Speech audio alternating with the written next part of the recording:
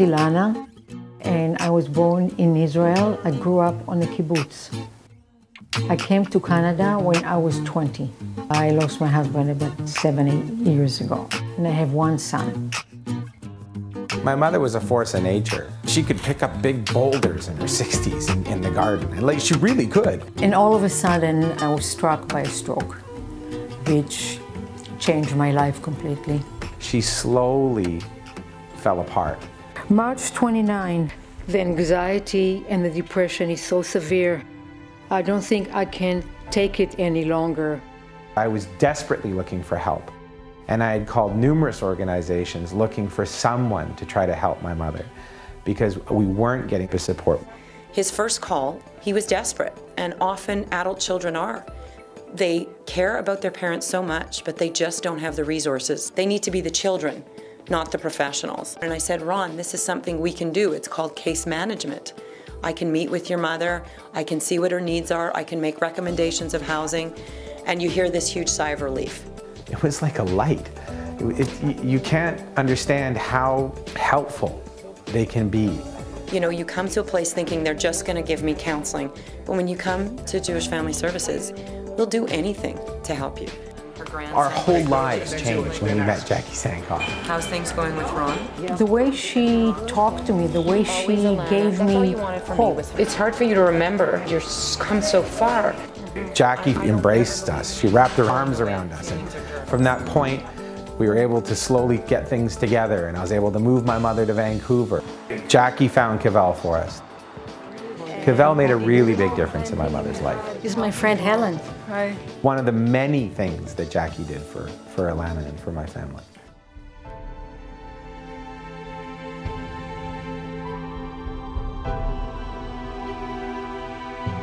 Jackie was convinced that the ECT wasn't the right route. I just did not think she was a good candidate. I had done the research, she was too young, and I really felt she was suffering from anxiety, not depression. She advocated on our behalf, and she worked directly with the psychiatrist and convinced him that maybe he was going down the wrong track.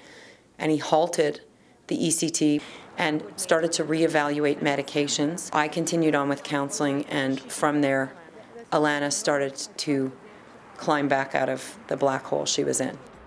I love what you've done with the place. It's beautiful, Mom. My mother's made this incredible, miraculous recovery. She's got back her energy that she had, and she's out having fun. I can now help other people. I would like to thank you, the resident and the staff, who made my stay here part of my healing process. All of us do it here because of stories like Alana. So we can't make them younger again. So we can't take away time, take away the illnesses. But if we can give them hope and caring, that alone is worth anything.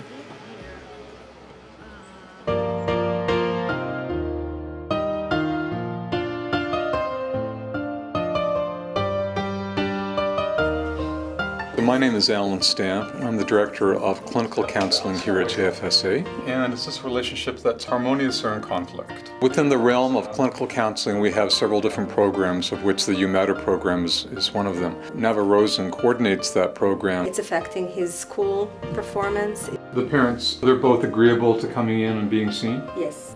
The idea is that we are going to target most of our youth and become a support in any which way, working interventionally and preventionally. At JFSA, the genesis of You Matter started with 2 youth in our community, beautiful people that have taken their lives. You know, the legacy is very traumatic. How it ripples and rebounds throughout the family, the community, the school system. 80% of the time for deaths by suicide, there's been some indication. Often it's missed. I think it opened so many hearts. It was a birth of true awareness of the real need of our youth. At You Matter, we say, being youth is being at risk. The agency decided that we really needed to do something more. In this last year, we've had several trainings, youth workers, community members, teachers, to know how to address youth who may be in some level of distress. What are you going to express to her to indicate that you're concerned?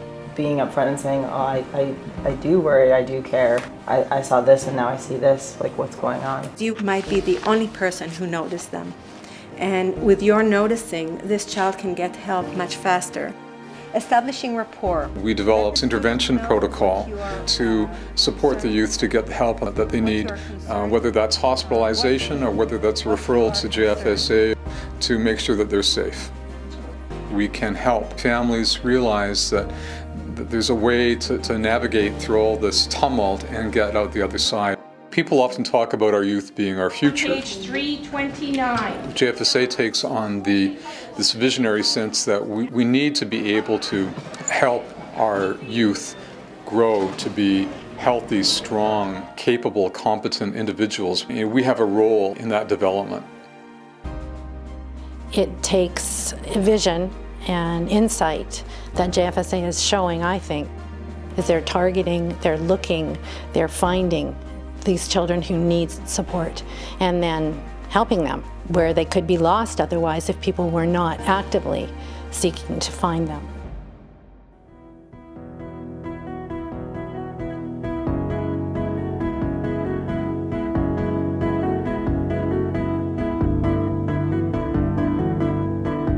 My name's Michael. I'm a frontline shelter worker at the downtown east side. I remember being your age, 12 years old, and never once did I ever think, sitting in my desk, am I going to be a drug addict? Am I going to be homeless? I grew up in a pretty good family. My parents loved me, but growing up, I was considered the bad kid. I was getting in trouble. I got suspended, expelled a lot of times. In the midst of all that, I somehow graduated high school. I got a full football scholarship to the United States. I was ranked in the top 10 of all Canadian football athletes.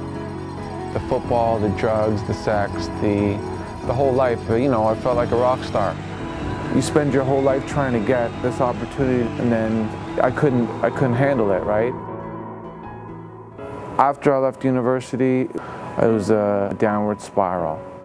My whole life revolved around getting drugs, using drugs. I was completely destitute and homeless. I was at my end. I was suicidal. Somehow I found a way to get into detox. From there, it was the start of rehabilitating myself. I came here not knowing anyone, living on the streets, but I was clean though. And I was just basically trying to find my next meal, trying to find my next place to rest.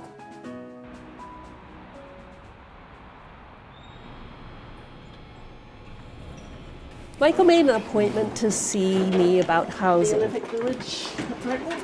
He was living in a shelter. You're willing to be interviewed. It was a place that I wanted to get into, and I was making phone calls and I was getting nowhere. She made one call.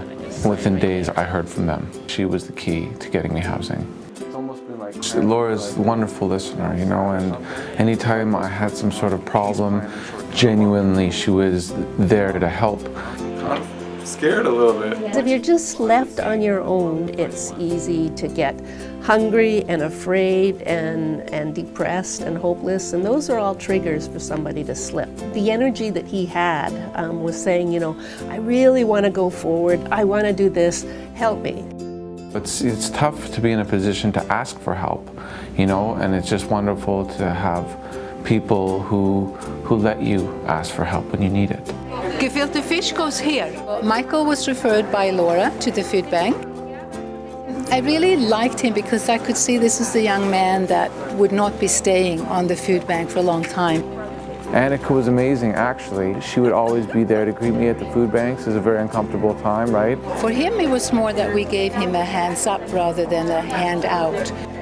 They gave me a couple jobs working with the food bank, and at the time, that little bit of money meant a lot. He now has a full-time job. He's one of our really great success stories, and we have many of those, but he was quite special.